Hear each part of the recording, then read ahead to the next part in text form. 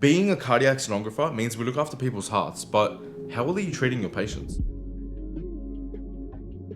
One confession that I can openly say on behalf of all of us is the more scans you do and the more repetitive this task becomes, it is so easy to become desensitized. This video is a reminder of how important it is to communicate with your patients, understand who they are from when they walk in, sit down and leave.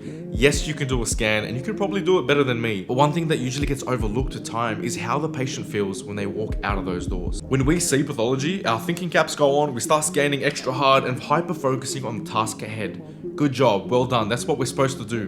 But there's also a living human being right next to you that you still have to communicate with, make sure they feel okay and safe along the way. Just imagine how that might feel as a patient. You might have heart problems, you don't know, and the technician that's scanning your heart looks all worried and serious. You need to give them some level of relief and confidence when they walk out. So this is my step-by-step guide on how to treat your patients. Well, the doctors treat the patients, but you know what I mean. Step 1, as soon as you open your door and call that patient's name out, greet them with a smile, be extra happy, bubbly, make them feel like it's an enjoyable experience from the second that they see you. Step number 2, yes, grab your patient details. Start asking them how their day was. What'd you get up to? What are you doing after this? What brings you in? And if your patient, and I've seen this 100 times over, starts the conversation by saying, well, this was supposed to be a checkup and things got out of hand and I don't know what to do anymore and I'm so stressed. Just tell them that this is a normal scan. It's just ultrasound. There's no radiation involved. We're going to be looking at your heart, getting a few images, and it's as simple as that. Because the last thing that you need as a sonographer is tachycardia or extra beats during your scan because they're stressed out. And also, in the wise words of one of my seniors,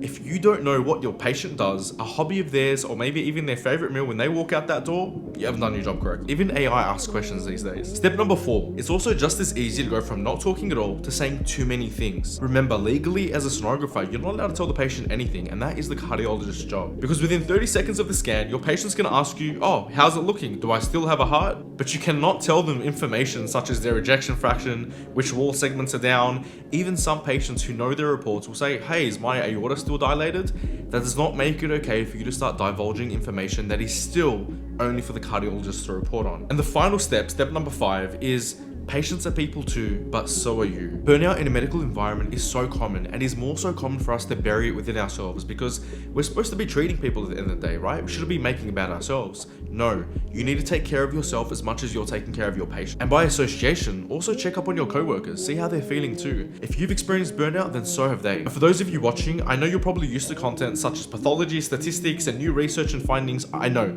We're all little bookworms, we love learning and outcompeting each other with the pathology that we find, but seriously, this is the most important aspect of the job, who you are as a person and how you treat your patients. Thanks for watching.